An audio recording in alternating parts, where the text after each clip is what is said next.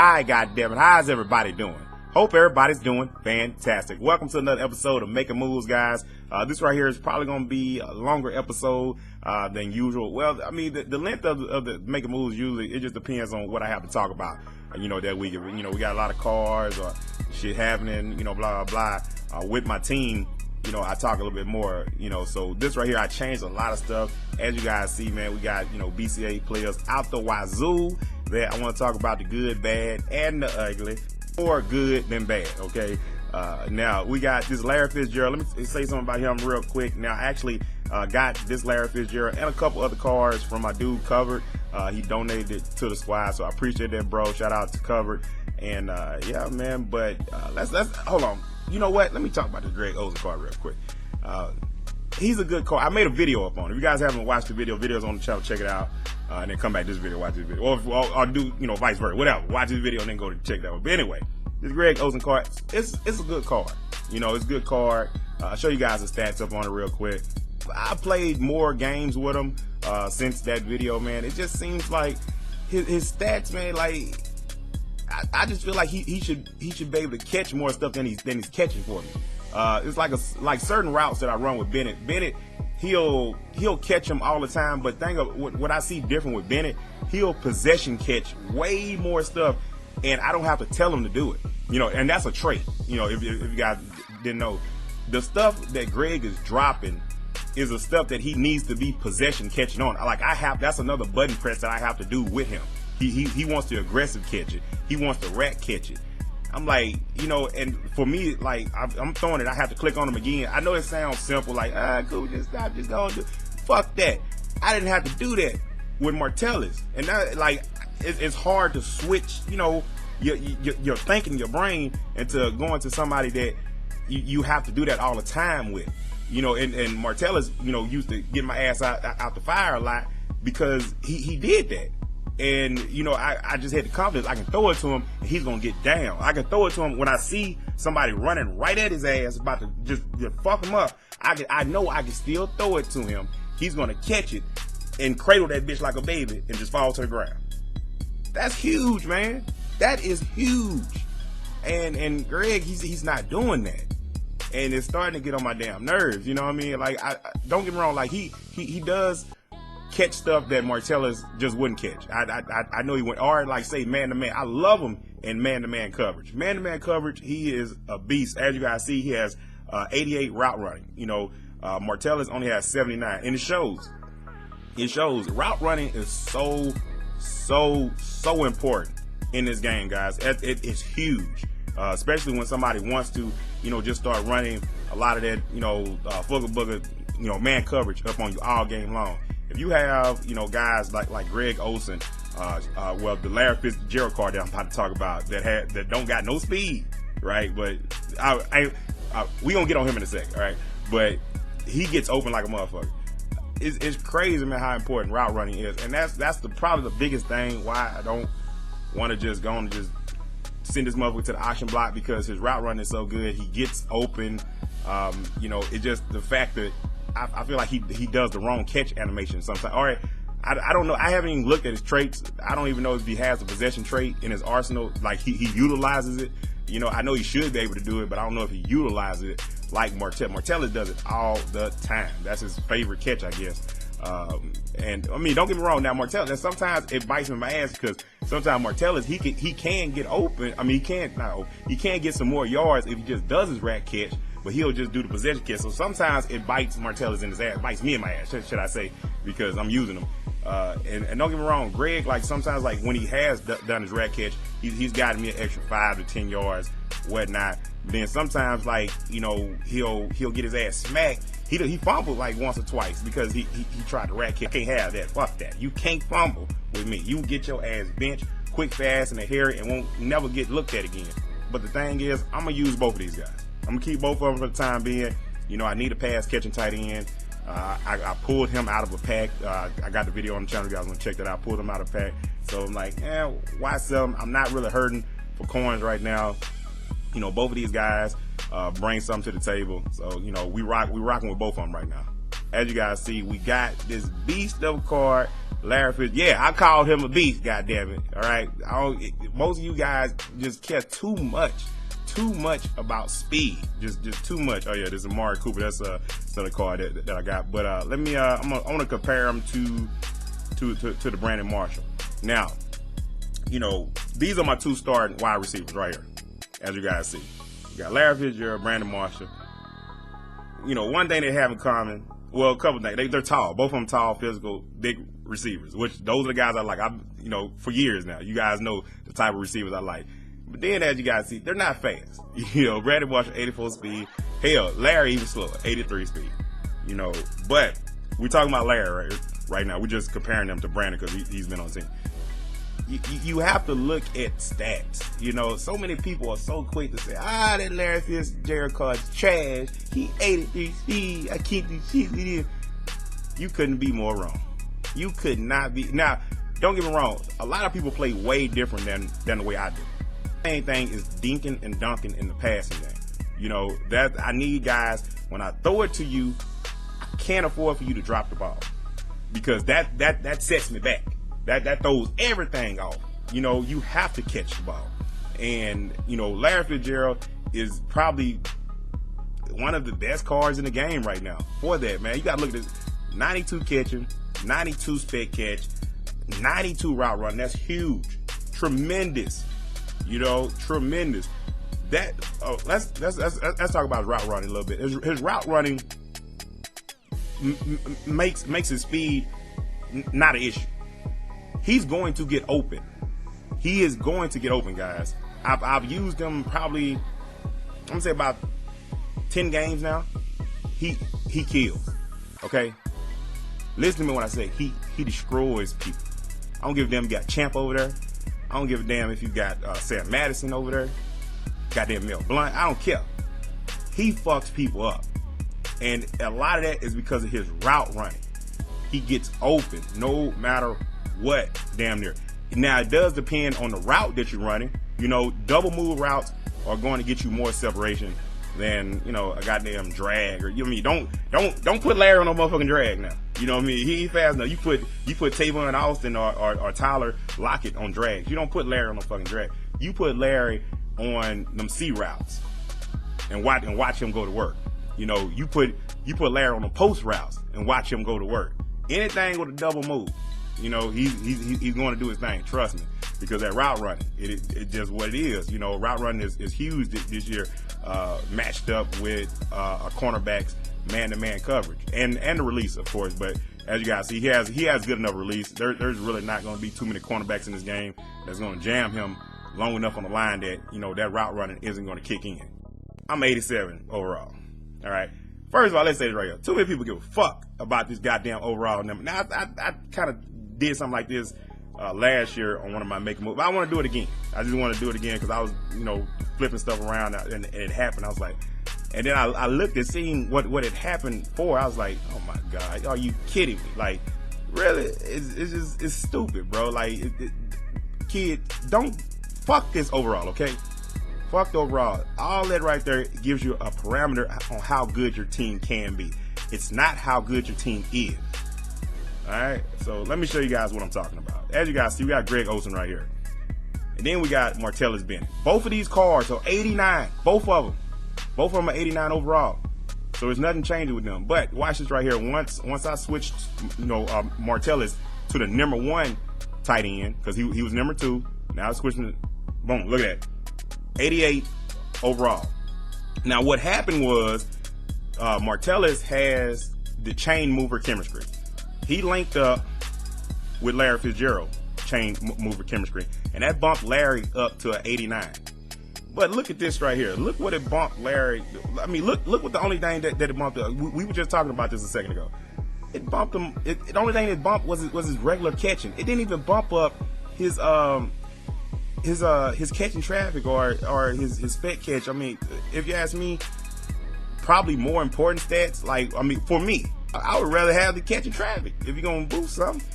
But it only raised at 1 point. That's the only thing it did, guys. 1 point. But it boosted him up to 89. 1 point. So automatically, I'm a better team now. This shit's the stupidest shit in the world. You know what I mean?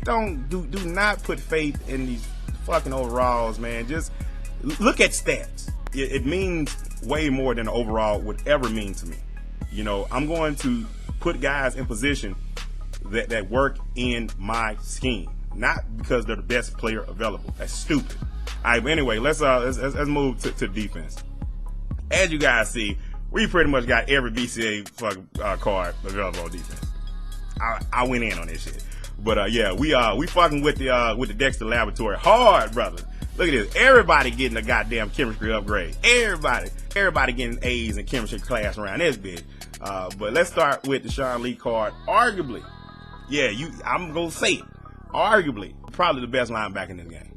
He's the linebacker god. I'm telling you, man. I made a video up on, and it's true. It's true. Let's look at his stats, man. Stat that jumps off the screen at you is that he has 94 play rate. 94.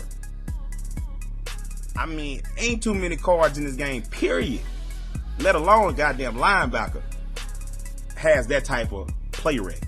And his awareness ain't no joke either. He got 93 awareness. 93. You don't never touch this card. you don't lay a fucking finger on him. You let him do whatever he fucking pleases on his side of the field, on the right side of the field. It's incredible how good this card plays. Okay? Incredible. And it gets better when you put guys around him with awareness. That's another thing, awareness and play rate. That's another thing about this game this year, that you can tell the defense talks to each other. If you come out in a cover 2 and let's say you're playing on the middle linebacker and you just run around like a chicken with his head cut off, fucking the play up. You know, because you're supposed to be covering the middle of the field, the deep middle, and you're messing that up. You have people like Sean Lee, or you got a Thomas Davis, somebody, guys with high play rate. They'll cover your ass. They'll sometimes jump into your shit if they have high enough play rate when they see you fucking up. Now sometimes they don't, sometimes they do. It just depends. A lot of it does depend on what you call, like say if they're in a hook zone or something like that, they'll usually go there. But if they're in a vert hook and the guy to that side does a streak route, they have to respect it. They have to run with him. The zone coverage, 87 zone coverage for a linebacker. Insane. When I fell in love, I mean, his man, he got 78 man coverage. He got 78. He's going to be able to cover a lot of the lower route running tight ends or running backs. Sharon Lee, bro, get this fucking card, man. But dang about it is, you have to get him to 89 overall, or just don't even worry about 89, but just get his stats up to where I have his stats. You have to have both of the chemistries activated. He has the cover linebacker one and the BCA one. The BCA one is a little harder because you need all 4 of the BCA players on the field at the same time. But thing about it, they have so many good BCA defensive players. It's really not hard, man. Like I really like all 4 of these BCA players that I have on the screen right now. But anyway, talked about him too goddamn long. Let's move on to Wesley Woodyard. This card here is absolutely nasty. I love his speed. He's pretty much, guys, he's pretty much Bobby Wagner. That's all he is. That expensive signature Bobby Wagner. That's what Wesley Woodyard is. If you can, get the chemistries activated with the field general and the BCA. As you guys see, I have Luke Kuechly. I got an 89 overall Luke Kuechly that he's not starting. It's for a reason now, because that's how good this Wesley Woodyard is, man. Like he's now the only thing that I kind of lost when I stopped using, because I had Derek Johnson there at first, is the height. I really like Derek Johnson height. He was 6'3". Luke Kuechly is 6'3" too, but it's just like the other stuff that this card offers with the speed. His awareness is good. I mean, it's not a lot of stuff that Kuechly is just crushing him on. He's better, if you want to say that, but I feel like the speed that he has, and the biggest thing, like look at the acceleration. Like I can bait so well with this card because I can be on one side of the line and the tight end be on that side, and I can wait for the ball snap, still stay over there for a whole second, and just shoot over there like a bat out of hell and get that pick or swat or knock the ball down. That's huge for me. That is huge. Now I do like that Kuippa has more hit power and stuff like that, but then you look at zone. This card has better zone. He has pretty much the same pursuit. Block shed is pretty much the same. I mean, look at this shit. Look at it. It's on y'all screen right now. Y'all see the shit, bro. I mean, you use these upgrades, you can get a Kuippa. This card, I know it doesn't cost, like this Kuippa is like 120 something, 130 something thousand coins. This Wesley Woodyard is maybe, I don't know, what, 30? But if you can get the chemistry activated, shit, you can get, it's pretty much the same card. If you ask me, a better card. You know what I mean? That's why I'm contemplating, selling the Kuippa. But I don't know. Right now I'm keeping there because the thing about it is you have to keep these guys together. You have to keep Sean Lee, the Wesley Woodyard, the Malcolm Butler, Jerry Hughes. I mean, of course they got some other cards too, but you got to keep them together for the chemistry to stay activated, because you got to have 4 of the BCA guys. It kind of sucks a little bit, but hey, it is what it is. But as soon as you get rid of one person, you pretty much gotta break the band up. The band gotta disperse. You have to use. So that's the only reason that I'm keeping the Kuippa on the squad right now, because I know eventually, I'm probably got to break them up, and then I'll use that and go from there. I don't know. I don't know what the fuck I'm gonna do, guys. But it's a good problem to have. Having 2 guys like that on the squad. And then we got the Anthony Barr. This card here is going 250 something thousand, something like that. But I got him out of that Friday night draft shit, and this card has been playing really, really well. This is pretty much my user. I use him all the time because he doesn't have really good play record or anything like that. Now he's getting a boost from his cover linebacker deal with the link with Sean Lee. So his play rate goes up 1, and his coverage goes up 1. So his coverage was already like high. I think at 85 or 86 or something like that as far as his zone coverage. I mean, he's a beast. Put it like that right there. Just a beast. If you want somebody, man, to use her and stuff like that, or just put in positions and be already clicked onto him, but you still want him to have some type of idea of what's going on. He has enough awareness. He has enough play rate, especially when you use the chemistry. He'll get you to the spot, and then you can take control and do the user and all that shit. So I really like this card a lot. As you guys see, we got like another boost to the chemistry on Harrison Smith. Probably the best free safety in the game. I said it, man. This card is awesome. I love his height. He knocks so many balls down, man. He's Johnny on the spot on damn near everything. The field general gives him acceleration, play rec. I feel like, what's my feel like? Let me just go to it. But yeah, it gives him acceleration, play rec, and pursuit. Some of the most important stats for a safety, if you ask me. I mean, he already had a lot of everything, coming in.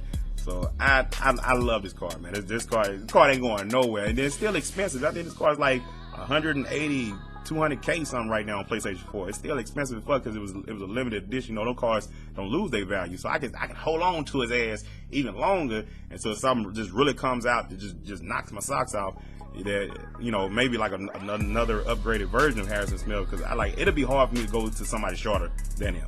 If you're shorter than him, just how he defends those deep routes, because he's so tall and athletic, it'll be hard for me to go to somebody different.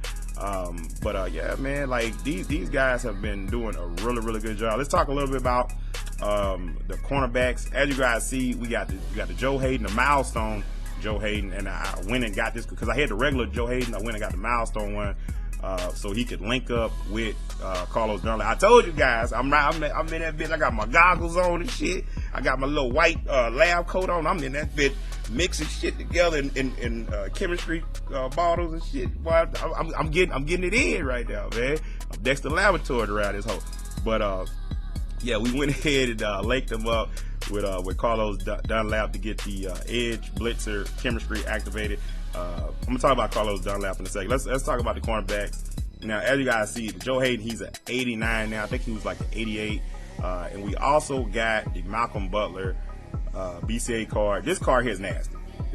Dude, the defensive BCA players are just crazy good. Damn near all of them, man. Like, all of them bring something to the table, you know. But like, I don't feel like none of them are just mind-boggling. Like, oh, we didn't have this in the game. Or, no, it was like you had cards like these in the game, but if you activated their chemistries, that's when they got up to like the super elite level.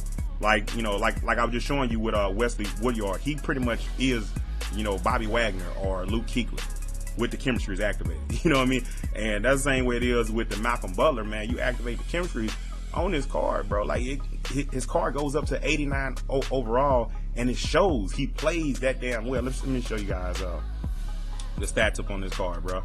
Now, as you guys see, man, I have a shit ton of cornerbacks. Man, I got Movez, I got Kareem Jackson, got that Richard Sherman, you know, Sean Smith. I mean, I got some pretty good cornerbacks.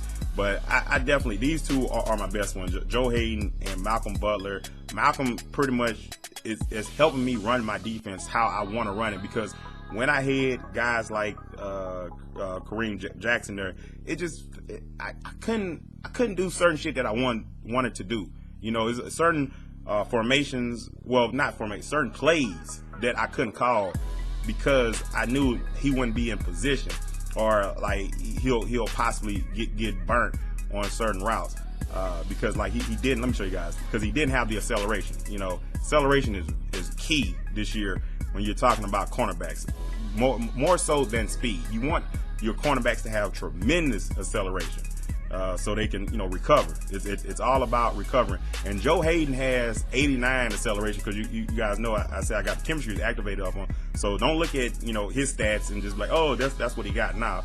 It's like that because I'm on the Malcolm Butler card. But anyway, though, let's talk about Malcolm Butler.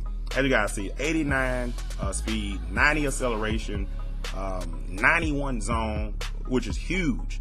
A lot of cards in this game are not gonna, you know, be able to get those stupid catches on them down the field, or, you know, intermediate, because his play rate is so high. He's gonna be on top of so many routes, and then his zone is so good. If he's around the ball, he's gonna knock it out.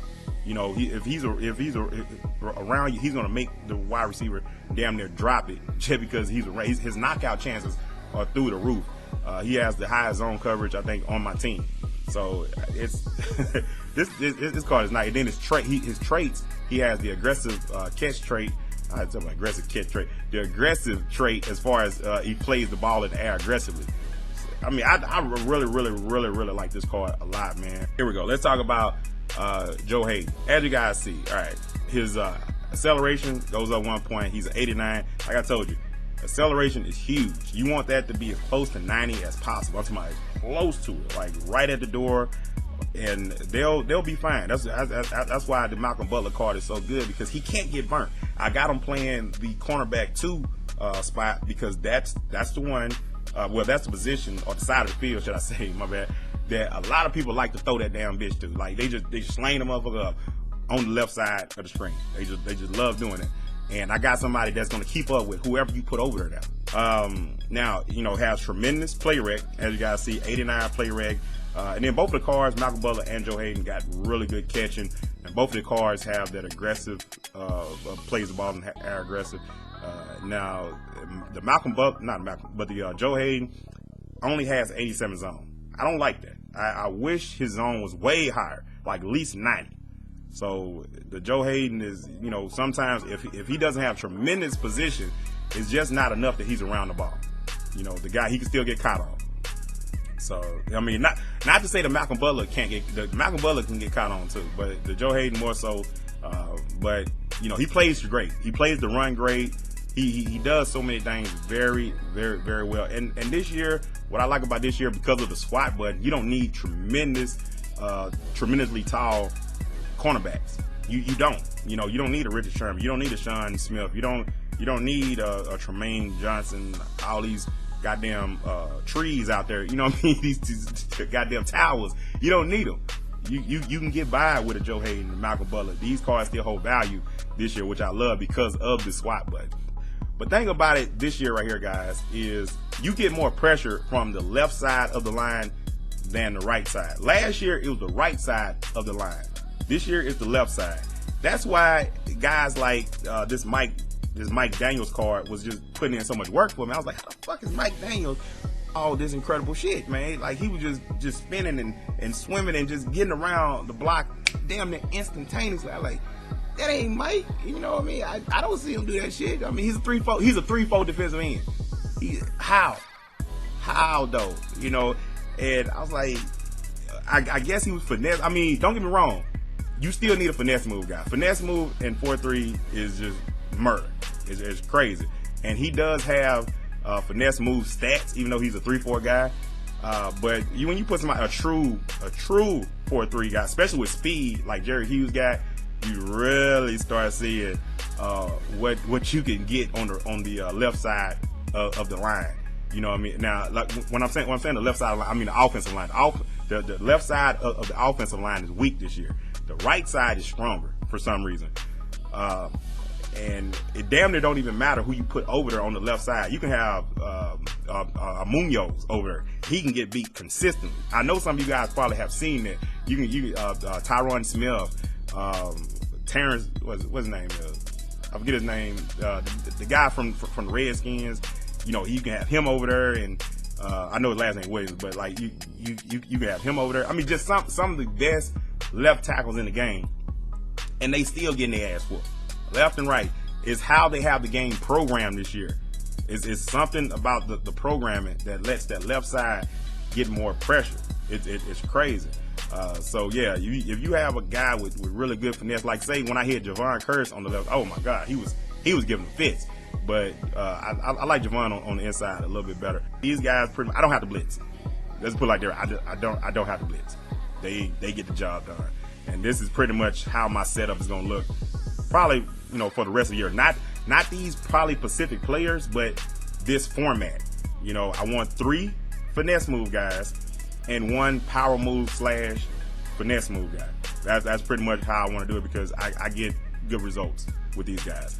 But anyway, man, hopefully y'all enjoyed this super long ass video. I feel like I went to rambling, baby. I ain't give no damn. I knew I was rambling and I kept going. But I know you guys like these long videos when I just talk, just keep explaining. But yeah, if you guys did, definitely hit that like button. Let me know down in the comment section, man, what you guys think about my team, how I'm constructing it and stuff like that.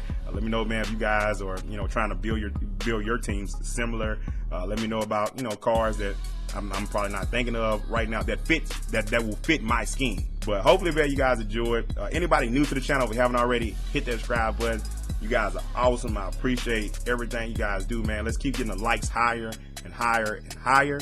Other than that, man, y'all already know what it is. Your boy Kouppa love each and every last one of y'all. Go live.